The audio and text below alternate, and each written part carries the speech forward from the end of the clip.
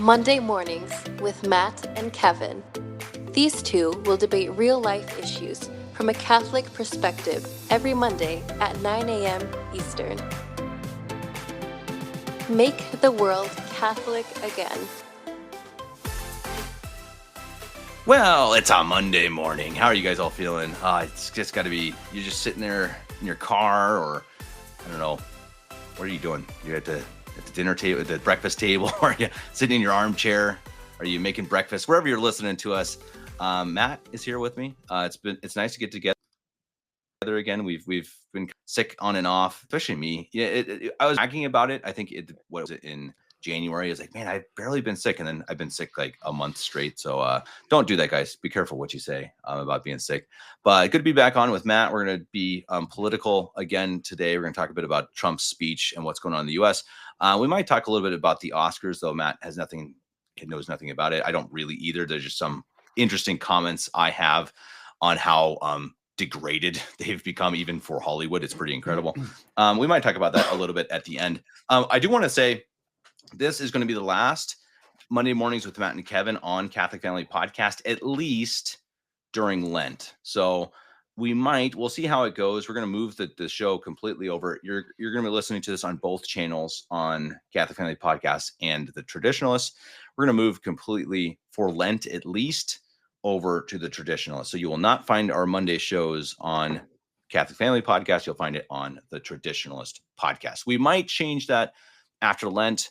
We will see, but the Catholic Family Podcast is very Lenten. It has the Goodyear readings by Father Gecko, which are incredible. And my mom's Feast Day Quick Takes. We'll have interviews with priests, etc. So we're going to move over there, at least for now. And so definitely join us. Matt, after that extremely long preamble, how are you doing?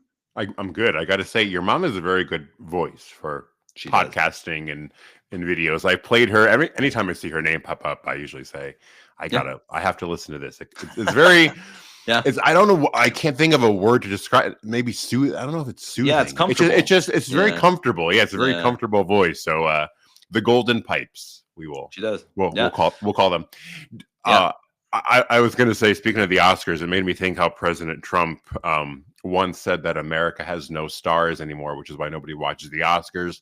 The only star is your president, of course. Those are his words. I think it's clever. Actually, pretty true. It's clever. Yeah, no stars anymore. I think we should talk about the address. I think we should talk about the address, Kev, on March 4th. First, why don't we bring up the behavior of the Democrats that night? I think bunch of children. But see the direction this is all blowing in. A majority of Americans, this is CBS, nearly 80% of them said the actions of Al Green, the Democrat representative from Texas, were appalling and looked bad, were bad optics.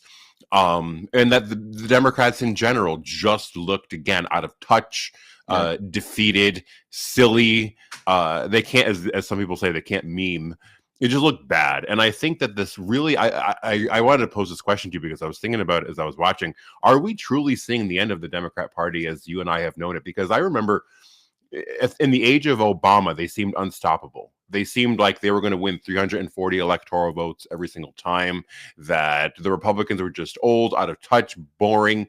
We were throwing out names like George Bush, John McCain. The Democrat Party was just running away with this thing and seemed to have a grip on American culture, American politics, what I thought was going to be for my entire lifetime. And I actually thought that there will never be a Republican president again. Yeah. And the script has turned very, very quickly. And now I'm starting to think that the Democrats are in big trouble. This is not a drill. This is not they lost an election.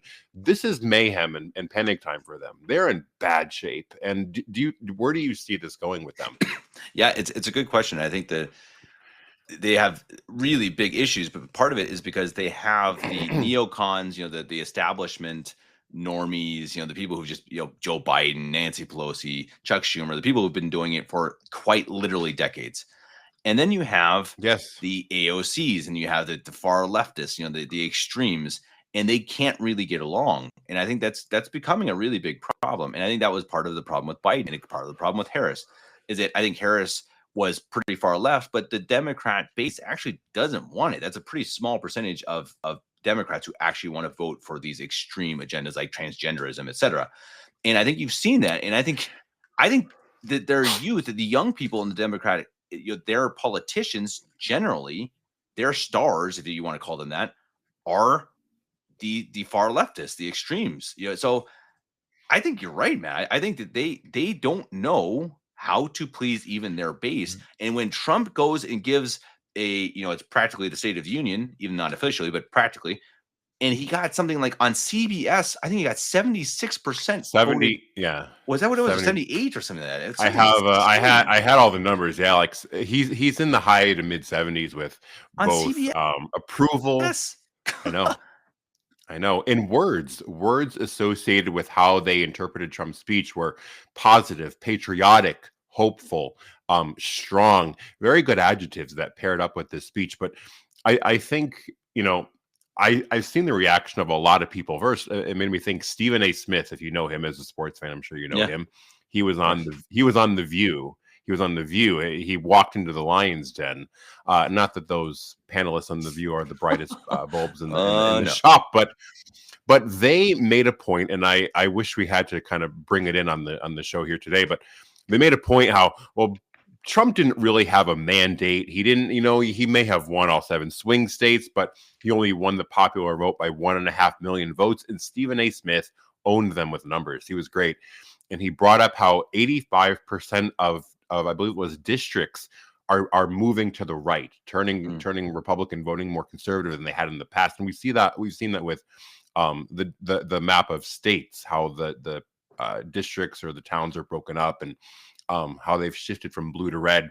And some states like New Jersey is now looking like it's going to be going red in the near future. It's gone from a pretty safe blue to a purple and now to a red. And I have seen not only talking heads like Stephen A. Smith actually speak some sense into these liberals, which are losing all sort of any semblance of logic they had left. And other people who are just coming on and sharing their own personal viewpoints. And one woman, she said, I was on the Trump hate train for years, but I saw the topics that he brought up at the State of the Union, and I think I'm hopping off that train. The man's all right with me. And I think that was pretty good. And I think I do wonder, and I this might be unpopular with some, but I do wonder if there is a little bit of a political stunt. And I mean, how many times, not to disrespect her, but we hear the name of Laken Riley a billion. I get it. They show the young child with cancer, and very touching, very nice. But I are these props a bit? That was actually part of what I wanted to comment on. I didn't watch the whole thing. I just watched people comment on it. And I think, it seemed like what he said was good, and people found it to be good. And that's good news. I mean, even if you're a black pillar, it's a good thing that Americans are kind of calming down a bit and liking what the president's doing. I mean, and especially since he's not doing too many things that are directly immoral. Now, IVF and things, yeah. But generally, he's been pretty good. Yeah, I mean, I know, again, guys, I get it. He's not perfect, but he's been pretty good. And people generally like that. So that's good. I mean, that's a good thing. You want to see that in a Democrat, elected country. And so I think we need to accept that. But I can't handle these types of speeches. It's all a show. I just can't handle. I mean, why is it? And I get it. It's proving kind of a point that, Trump will say, or the president, it's not just Trump's, all the presidents these days, he'll give a point, and today is the father of Laken Riley is in the building, and everyone has to stand up and clap, and then they'll sit down. Again. And today in the building is the mother of this other immigrant, and they'll stand up and they'll clap. And today, and they do it like 100 times. It's like, come on. I mean, I'm sorry. This gets it to be a bit silly. I mean, just tell me what is going on in the country, and then at the end, they rise and clap if they approve, and they sit if they don't. Just do it once. Come on. Yeah, no, the numbers were quite high, and even CBS, you can take a look at the breakdown a bit more of the questions and people's responses, and Trump killed it across the board. If I was his advisor, I would say, and I know you brought this up at the convention, he has got to stop going on for so long. It was a 2-hour speech. That is unprecedented. Too long. And I know we had interruptions, and he went off script. And he kind of didn't always stick to the teleprompter, and he pauses for applause and all that. I get it. So it wasn't that he was talking nonstop with the 2 hour time frame, but it's just too long. And I remember his convention speech was the same. He's got to wrap it up a little bit. I think he's not a good orator. He's just not. He's not a good speech giver. He's not a great debater. He's a performer. He's a performer, and he's a great performer. He's a star. He does well in those things, but he's not one to deliver an inspire. Like he's just not good at it. And I think he needs to stop pretending to be good at it, because I think a lot of good messaging that could be included in there is getting lost. We've heard the Israel shrill a million times. I think it's getting old, just like other things are getting old. I think we can focus on the wins that we've seen. And I reiterate that because there would have been disastrous consequences of a Kamala Harris presidency. There just would have been. Yeah. And again, I think a lot of what Trump is doing and it has done is stop the lesser evil. People have this expectation, and I made this point online. I am by no means under this illusion that King Louis IX or Queen Isabel of Spain is sitting in 1600 Pennsylvania Avenue. Right. It's not there. And I think the idea that unless that is what I have and that is what's happening, then everything is wrong and evil and bad and we're all going to die, is very poor optics. We have to move the pendulum a little bit. I don't believe that we're all controlled by higher up conspiracy theorists in some high-rise tower in another planet pulling the strings. I don't believe all that's true. I think there's a lot of influence. I think there's some lobbying. There's been lobbying in politics since politics was a thing. But I think the pendulum can move and bring back a bit of more normalcy to our country that we would have lost had things gone the other way. Well, and I think, you hear these complaints. Well, you'll never win through politics, and only God is the answer. It's like, yeah, of course, guys, we know, we understand. We're Catholics too. Thanks for preaching to us. But I also kind of like to say, we also have a priest who is got a podcast on this channel. So I think that to me kind of is like any of these black pillars, like, oh, you're always talking about politics. Like, yeah, well, Father Geckel is doing it too on our podcast, so you can go and put your head in the sand, and I don't really care. But it's interesting. It kind of on the same topic. So the Oscars, and we can stay with Trump, but I'm just going to try to combine them because this is pretty interesting. Because I think you brought up how the Democratic Party is just lost. They don't know what to do. No identity. This is interesting because I think the Oscars are kind of similar. So Hollywood is tanking right now. They're losing billions and billions of dollars. They probably won't even exist as we know them, as we have known them before too long. And so the Oscars, they had 13 nominations for this movie. Honestly, I don't even know what it's called. Carla something or other. And it's about this Colombian drug lord who is a terrible person. And in order to escape that, I guess, becomes quote unquote a female.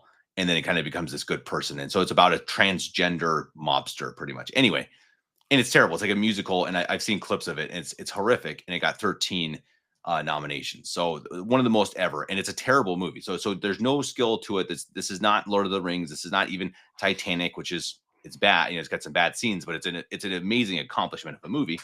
This is just a bad movie that got 13 nominations because it was about a transgender woman. Now, the movie that won Best Picture was about a sex worker. And according to commentary, of course, I haven't seen it, but according to the commentary, the first third of it is like straight up pornography. It's like a porn film that won the Best Picture at the Oscars. So this is, I'll wrap this up. The idea is, is this just their entire world, Hollywood, Democrats, the establishment? I think they have not gotten the memo, man. I think not even that. Like, I think that things are shifting, and they're not just not going with it. They're going completely in the opposite direction of the majority. Matt, this is the majority of people. This is not just the Republicans. This is not 50%. This is 75%. 80% of people don't want the transgender issue. 80.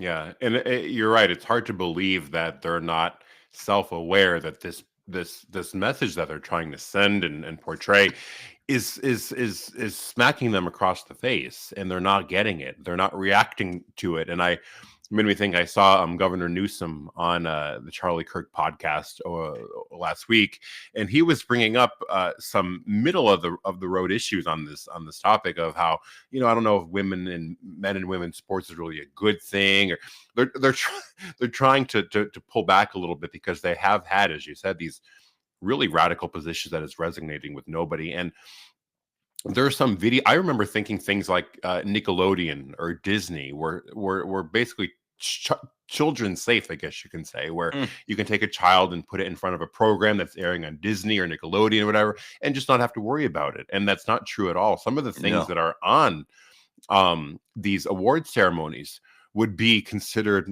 X-rated movies, and it has an audience of 5-6-year-olds who are watching. And nobody seems to bat an eye over it. So I think that there are a lot of people who, again, they don't mean to be Democrat or Republican or conservative or liberal, but they're just using some common sense. Like, is this right and good for my child to see this? Because that's where the Democrats, the Hollywood mainstream has taken it so far over that it's looking like a joke. And common sense, I don't know how or why, but there is common sense waking up. And I just one more point, I think. There are so many people. Good. No, go ahead. I think we have a delay again. Good. I was just going to say there are so many Catholics in America who have devoted themselves to praying for our country, saying the rosary, having masses said for our country, that I do think we are feeling some effects of God's grace. I agree with you, and I just saw that Father Zepeda he's going to start up that convent in Denver, near Denver, for the Carmelite sisters. So really amazing news. So as you say, there are good things happening, and that will be seen throughout the world and throughout the U.S. I think that's absolutely true. And I think though it's interesting. I think you're totally right, man. I think Trump is a genius in the way that he understands America. I think he just gets it. Like, he understands that where the pulse is. He just understands his people kind of, and I think he kind of gets the topics that people want and the topics that they don't. And like he said, he wanted to make this a presidency of common sense. And that was the best thing he could have said, because I think that's what most people want. And that's what's crazy, Matt, is that the Democrats, they can't just not admit that that's a good idea. They're going hard the other way. Like, no, you want to make common sense? No, I mean, Matt, how crazy is this? You've probably heard this if you listen to some podcast. Like, I try to listen to every now and then some liberal podcast. They are arguing. They are seriously arguing. Like, upset. Yeah, exactly. Upset that Trump is firing IRS agents. I know.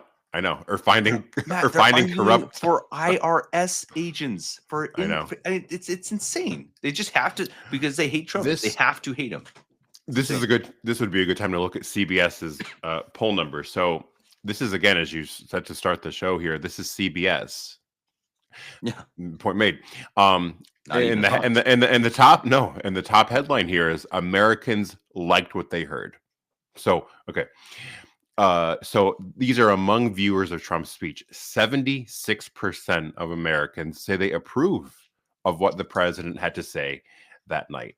Wow. 63% of Americans say Trump spent a lot of time caring about issues that matter to me. How did the speech make you feel? Only 16% of Americans said angry, but 54% say his speech made them feel proud to be an American. And 68%, nearly 70% of speech watchers said President Trump's speech made me feel hopeful for this country. Among speech watchers, President Trump was presidential. 74% said that. 74% said he was also entertaining. 71% said he was inspiring. And 62% said he was unifying. Those are very strong numbers. Wow. From CBS. Does Donald Trump have a clear plan to handle the economy and inflation? 68% said yes, he does. And how about this? Do you like President Trump's plan for waste in government spending? 77% say they like it. Trump's plan on immigration and the border, 73% say they like it. Ukraine and Russia, 73% say they approve of Trump's handling of Zelensky and Ukraine. And 65% say Trump's actions and pushback on tariffs with Canada and China are positive. Does Trump describe the problems as they are? 68% say yes, he's telling the truth. He says it like it is. And do you approve of the Congressman Al Green being removed from the chamber for interrupting Trump? 76%. There's a bit more numbers here, but I mean, he killed the polls here. This was just a very strong performance. And again, this is coming from somebody who I don't think is a good orator.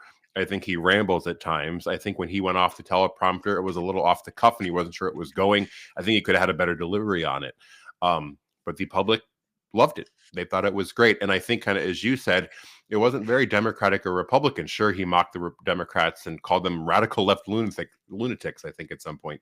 But it was a very nationalist, populist, patriotic speech that I think Americans were so desperate to hear. And I heard Kamala giving some speech the other day, not necessarily a speech, just an address to a group of people, and she's bad. I think she's worse than we even believe. We've seen edits and we've seen some cleanups of her act. She was just going like a preschooler, trying to talk about a complex issue that we expected her to handle Zelensky and Putin. I think not. That's scary. Yeah, that's anyone who wants to go listen to our democracy podcast. I argue that it's like, how good can democracy be when she was 49% of the country voted for Kamala Harris, who is like criminally insane. What do you think? What do you think? So Vivek is making a big name for himself again, putting himself out there as a candidate for Ohio, the governor. He's made some remarks that I don't like and that I don't necessarily agree with.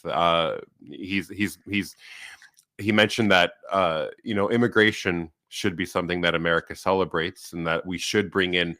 He's done a lot of things to talk poorly of, I think, American citizens on more than one occasion. I don't know if you've caught him say, I can't think of the exact quote now that I'm sitting. It's funny because I have been talking to other people about this now that I'm sitting here. I'm blanking on his phrases, but he said some things that I think are not so great. And he was my VP pick. I wanted him to be the VP, but Vance has shocked me. Honestly, I was disappointed at first. I thought he was kind of a letdown, but I think he's really upped it, and he's even memeable. He does a very good job of just turning into. He's very he does well, and I think people need to take the message in other places. TikTok, it's where groups of voters are. Social media, it's where groups of voters are, and he's really good at that. Yeah. So, and that's an interesting question. I mean, I like his style better than Trump's. I mean, I like he's manly, he's polished. Me too. But he's real. He's going to tell you. And the guy has talked about St. Thomas Aquinas, and he's talked. I mean, he said some really incredible things. He said that we should worry about saving our souls, Matt. That's the vice president. He has said that. Yeah, he said that a couple weeks ago. So I mean, that's amazing, and I like that. And Trump, he's just a whirlwind. I mean, he's one of a kind, and I think I'm sure we'll never see someone else like him. But I will be pretty happy when he's gone. I mean, I would be happy to have President Vance if he continues like he is, obviously, and just have more polished, more to the point, more respectful. And I think I'm game for that. I think America is going to be ready for that too. I think one thing about Vance where Trump is sort of lacking is Trump is very good at, if you name a topic, he could talk about it. He's very well versed in a lot of things, but not so deep. Where I think Vance has a deeper understanding of a lot of issues, and I think that is one thing that would be great for a statesman to have, which Trump is good at in a lot of ways, and his demeanor and his attitude and all that. But I think he could be a bit more polished and a bit more maybe fluent in history of it. I watched, if you remember, the Putin interview with Tucker Carlson maybe about a year ago at this point. Putin's knowledge, knowledge of history from BC to today of every little town, every little movement, every little revolution, every leader, every district, world affairs going on in certain eras off the top of his head. There's nobody like that today. And it made me laugh because, again, we expected Kamala to deal with this. But yeah, you've got to give him credit in a certain sense. Yeah. He's a very well-versed, competent statesman that we need to match, and I think Vance might it's like, have that capability. If he's not a dictator, and if he So if he Ugh. was a guy who was, and I think he is an evil guy. I think he does kill people. He kills his political opponents. He shouldn't have invaded Ukraine, even though I do kind of get it. Anyway, I don't think Putin's a good guy. But if you take out that stuff and you just take, his clear, absolute love for his country, his manliness, there's a lot of things. Like if you just got some of these parts of Putin and said, okay, well, he's a dictator. It's like, okay, well, then sign me up for a dictator. I'm sorry, but dictators aren't always bad. Sometimes if they are moral, they can actually be pretty good things. I mean, you got to be careful because they have a lot of control. But it's like a monarch. Monarchs can be good and they can be bad. So I think that we always use dictator as this bad word, and it's like, yeah, most of them have been bad, but not necessarily. And I think that's an interesting question. Anyway, sorry, kind of off topic, but it is. I'd be happy to have an 8-year, dictatorship from JD Vance. I think that'd be pretty cool. I mean, again, if he actually becomes what he talks like, I don't know. I know there are a lot of conspiracy theories out there, and a lot of people say he's connected with this guy Teal, who sounds like a made pretty, up it's like a character. I've heard this. Right. I've heard this. But I think it sounds silly to me. I think it's just these conspiracy theories from black pillars. But I do understand why people want to be cautious. I think that's fair. We should always be cautious with our politicians. But I'm just saying, from what he's, again, if he becomes president and he's talking about saving your soul by the Catholic Church, even though I get it, it's sort of still, I mean, come on, guys. Come on. Again, let's take our wins. As Matt said before, let's get some wins. Let's just, take them and enjoy them, because they don't come too often. Because our life on this earth it's not going to be perfect. We're not this ideal, this vision that people want America. It's not going to happen. We are fallen. We are suffering consequences of original sin, and we always will. This utopia that some of these people are hoping for is not going to happen. It's not going to exist. We have to take the good that we have. I think Trump and Vance can bring in an era of beauty. They've talked about it. Buildings should look a bit more appropriate than they do. We should have a lot of Trump's cabinet. Again, you mentioned Novus Ordo, but they're walking around last week with ashes on their forehead. I can't hate that. It's a public display of faith. Yeah. Okay, I'll take what people looking. There was a few people who said, "What is that?" And that alone had them do a bit of research, and maybe that could be a small little push, just a little tiny touch. Exactly. To launch some things. We all have had those moments in our lives too, where we, had those moments that led us to deeper. That's a shift in culture. It's a shift in culture. I mean, if you're talking about ashes rather than transgenders, it's not even kidding, man. I mean, you remember when Biden was in? You remember these gay guys with long fingernails and stuff doing these videos and stuff from the Oval Office. I don't know if you remember that, but it comes to my mind immediately. I do remember him. Yes, perverted things that they were just throwing in our faces constantly. And so again, let's guys just come on, take some wins. It's interesting, man. I saw another win. Trump, I think I don't know if this was a joke, because who knows these days. His executive orders are so extreme and often that I don't know, but there was one that I saw that he made March Irish Appreciation Month. That is true. Is it true? Yeah, I saw that. That's awesome. Yeah, but it's of course, the month of St. Patrick, March 17th, his feast day. And I gotta say, pretty cool. I gotta say, it's an appreciation for a culture that is white. You don't hear that. You don't hear that. Right. It's not black. It's not Asian. It's not Latinx or whatever these morons want to call it. There's a white culture being acknowledged. It's amazing. That's wild. Yeah. Speaking of really quick, the party in Germany did quite well. They didn't win, but quite a movement there in your country. Yeah, they doubled. It's there you go. It's good and bad. There's good news and bad news. I mean, it's good that they doubled. They're at 20%. They were at 10. So there are people waking up, especially in Eastern Germany, who've seen communism, so they know what they're seeing. Mm-hmm. It was the bad side of it is that like 70% of Germans still say they don't ever want the AfD. That's the party. They don't ever want them in the government.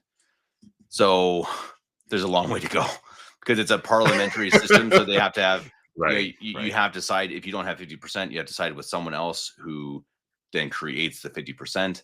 And no one ever wants to work with them to make the 50%. So it's a long ways off. But I mean, there is some. It's not all bad. There is a move, but Germans they just It's not voted yet. in the same people who got us into all this garbage. I I mean, saw. all the immigrants, all of the evils, all the stupidity, and they just voted the exact same people in. It's just like, man, You wonder, how do this. people not get it? How do people I complain and have the don't nerve to know. raise their I don't voices know. and then do it again? I don't know, man. It's just Germans are It's weird. just they're so whipped. They're so whipped by everything, society, and they hate themselves. They hate their country. It's sad. It's a really, and it's so sad because it's a beautiful country and it's a beautiful history. Stunning. Not always beautiful history. A lot of it. Some of the But history is pretty bad, but some of it's pretty good too. And it's sad to see such a old ancient Catholic country turn into this just pathetic. They're just pathetic. It's a pathetic country. I know you probably watched that video where it's just like, I'm so sick of them. They're just a bunch of cowards, and it's I don't know. Maybe in the next generation it might change. even the Novus Ordo Church in Germany is really bad. Like it is really like, wow. I've seen some things, and it's like, wow, worst. like the worst of progressivism here seems like the norm for the Novus Ordo religion over there, which is pretty alarming. But it made me think too. I think that people. I don't know. And we said this before too. I don't always think things are as bad as they want you to make them out to be. I think there's a consensus that there is always hope, but America, it just surprises me how much of a not so dark hole that we're in compared to a lot of Europe, which again, of course, is a bastion of Catholicism at one point, which is its soil is very, very Catholic, which America could never touch and never be. But man, as Europe goes, so goes the world, I think, in a lot of ways. And while America is a little bit of a light right now, not too bright, but a little bit, I think Europe is going to have to resonate and start it off with immigration is the key here. We need nationalist leaders. I think that the leader of the prime minister of Italy is a woman, nonetheless. Yeah, is pretty good. She gets a lot of it. She gets some things right. Yeah, she gets some things right. She gets right. Yeah, and other things, the societal things, not. Yeah, I mean, it's one of those things. It's like, it's like the AFD. They get some things right. They get the immigration right, and I like a lot of what they do. But then the woman they put up as their chancellor is this lesbian who lives with her wife in Switzerland. It's just like, come on, it's like, you're never going to change. You really want to change the country back to the better, back to what it was. Then you have to obviously change it back culturally. You have to change it religiously. You have to go back to God. And obviously you're not going to do that if you're putting a lesbian woman as your chancellor. So yeah, but you're right though. There is hope. And I do think that the next generations are more aware of a lot of these issues. And so they're going to actually be able to choose and actually be, intelligent about them. They're actually going to make intelligent decisions. And I think especially in the US, but I think in Germany too. And I think when the baby boomers are all gone, I think after the baby boomers, you're going to have much smarter voters. It'll change. Yes. It's going to be, they're going to go one way or the other. They're going to go ideologically more than just, yes, daddy, tell me how to vote, daddy. And that's what they've done. Sorry, boomers. But that is, they're just uninformed. They just do what Big Daddy tells them to do. And that's why America became such a mess. But again, after the boomers, Gen X already kind of changed it. And the younger generations have become much more, able to think. So, and just hope it keeps just going one the right more direction. point. I think it will. Just one more point, really quick as well. I was certain that by this time we would have had a conclave. I thought for sure Bergoglio is not going to survive 2-ish weeks ago at this point. It seems as though he's on life support, but I don't even know anymore. He's working very hard at the same time. You can't trust anything. It's so bizarre, Matt. The whole you could go down so many rabbit holes. I mean, people thinking he's dead. I don't think he's dead, but I get it. I don't think he's dead either. I get why you think that because it's been weird. Like, oh yeah, he's on a ventilator, but he woke up and he sat in his chair and he had a nice cup of coffee. Nice breakfast. Yeah, and did some work. There's like doctors are like, wait, are you saying that like he was vomiting into his lungs the night before but he's and working. had like surgery and now he's sitting up and work? What? I mean, no, this is like doctors commenting on Twitter. It's like, guys, this can't be happening. So it's really strange. So I don't know what's happening, but whatever the Vatican wants to be coming out is not true. I don't know. I don't know what's true, but whatever their whole, yeah, exactly as you said. And he woke up this morning and he worked no, he didn't. How is he work? What is work? What does that even mean? Right. Exactly. Is he outside painting? Especially with AI, you know, they released. All right, everybody, listen up here. He's about to speak, and it's a heavy breathing, labored breathing message. The stuff that comes out is quite skeptical. Again, I don't think he's dead. I think he's incapacitated. No, I don't think he's alert. They say he is, but I don't think he is. But I think that's an interesting question. Yeah. Yeah. I could see that. I could see it either way. I mean, I really think he could be dead. I mean, that would not shock me. It wouldn't. I mean, I don't think he is, but why would they not? I guess the only thing I would ask is that why hide his death? I don't know. They're waiting for something. They're waiting to work things out. I don't know. It's a good question. I don't know. I kind of agree. It doesn't. I don't see why, but I could also see there being a reason because you know he is so important to the liberal agenda, and maybe they're waiting for something else big to happen, and then he'll die, and you know maybe they're waiting even to spread the news for some other bad thing so they can block. I don't know. I don't really buy that either. But it's weird. I get privacy, and I get not showing a picture of somebody in their hospital bed. Like I get that, but the Vatican was far more open with John Paul II's death. I remember seeing. I remember the actual event. You could see the light on in the little Vatican window, like and people would look and they would be gathered in St. Peter's Square, and they would look up and they would see the little light, and like, oh, he was in there, and like they were just more. You saw him; he was very frail, and I remember looking at him, and I never saw him really stand up and walk. I remember him just being very frail and hunched over, but they were very public about that, and this whole thing is like nobody sees anything. Kind of strange. Similar to, I think it was Taylor Marshall who said this is similar to when the Vatican released the Third Secret of Fatima in 2000. And it was like, what is this? It was like, I think the message was do penance and pray. And that was the very aggressive Third Secret. So they tell us. Yeah, exactly. So you can't trust anybody these days. That's for sure. And if it's coming out of the Vatican, then it's almost surely a lie. But it'll be interesting when he does go. We have some live shows ready for it, so we've kind of been like, okay, come on, and like I've said, I do not wish him to go to hell. I don't wish anyone to go to hell, but I do rejoice. I do want him to be off this earth. I do not want him. I will. If people are not sure how to take on that, let me just look real quick here so I get the right number. Mario on Tradcast 204. Has a segment. I don't know if you listen, but he has a whole segment. Can Catholics pray for the death of Jorge Bergoglio? And he gives about a 5-minute lesson on that. And I think everyone should listen because it's very well put together. I give him a lot of credit. He does a lot of research, a lot of work. And he gives a great answer to that question. Invoking only the church teaching, no opinions. And people should take a listen. Tradcast 204. It's in there. Nice. We'll try to remember to link that, though I'm sure I'll forget. You won't. Thanks, Matt. It's like I get frustrated with my wife when she says something that you're not going to do it. I say, well, how do you know? Because you never do it, and I have to think about it. Like, yeah, you're right. She's right. I do never. You're right. I do never do that. They all done that one. You're right. I know. That's fair. All right. Awesome. Matt, we will see you next week. And again, everyone, don't forget we will only be on the Traditionalists next week. Catholic Family Podcast will have Lenten material. So go over to the Traditionalists. Make sure you put in the S and subscribe over there. And Matt does his own show. I do plenty of shows. We have lots of really good stuff. Today, really interesting one. I shouldn't say today. We're recording this at a different time. But Saturday. How to get it in there. You have to get it in there. I know, love it. I didn't even mean to. We're not recording on a Monday.